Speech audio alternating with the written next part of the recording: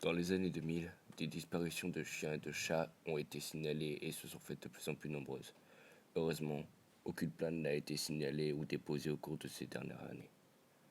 Mais un jour pourtant banal et inintéressant, une adolescente se promenant dans une de ses petites ruelles de sa ville à la tombée de la nuit, comme à son habitude.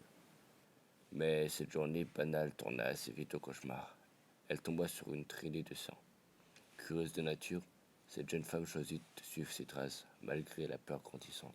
Les traces l'emmenèrent dans une de ces vieilles maisons inhabitées des quartiers pauvres, s'éloignaient de vieilles pancartes à vendre et dont quelques planches de bois, voire du carton dissimulant tant bien que mal les ouvertures de fortune qu'offrent les carreaux cassés. Dans le doute, elle grava l'adresse dans sa tête, au cas où il lui arriverait quelque chose.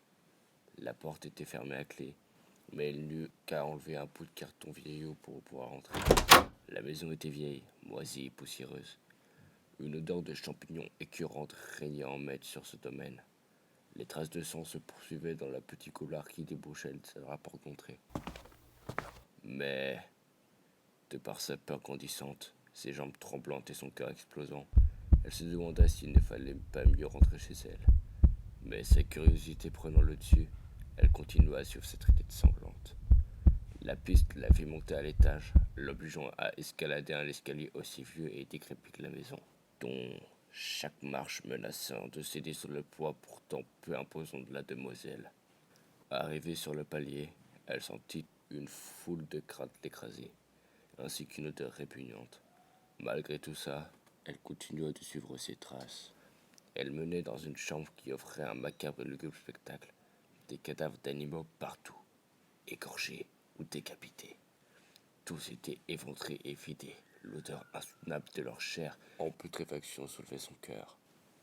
Il ne lui fallut pas une seconde de plus pour qu'elle se décide à rentrer chez elle. Elle décida d'en parler à sa mère. Tout ce sang et tous ces corps l'avaient profondément choquée.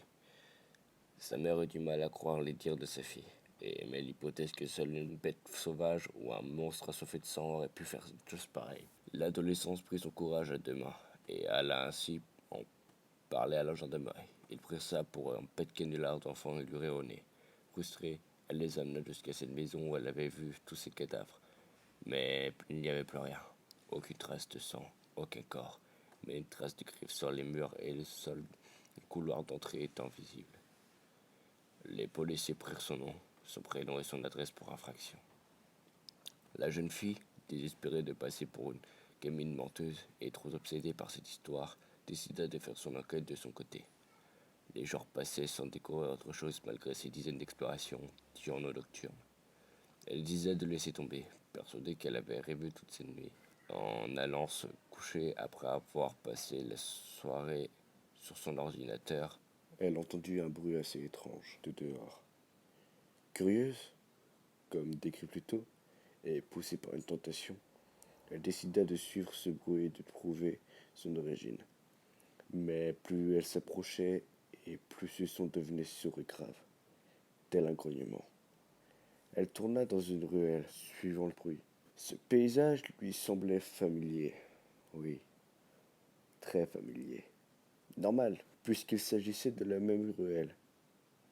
La nuit était tombée depuis longtemps, mais la ruelle était éclairée par un lampadaire qui s'éteignit à minuit, comme la commande de la centrale électrique l'indiquait. Et la ruelle devint immédiatement moins accueillante et de plus en plus glauque. La jeune femme se rapprochait du coin sombre d'où le bruit venait, à côté de la maison, derrière quelques poubelles. Elle fut prise d'un tremblement en voyant la chose qui produisait ce grognement sourd. Un être squelettique, difforme, vaguement humanoïde. Des bras et des jambes démesurées, grandes par rapport à son maigre tronc.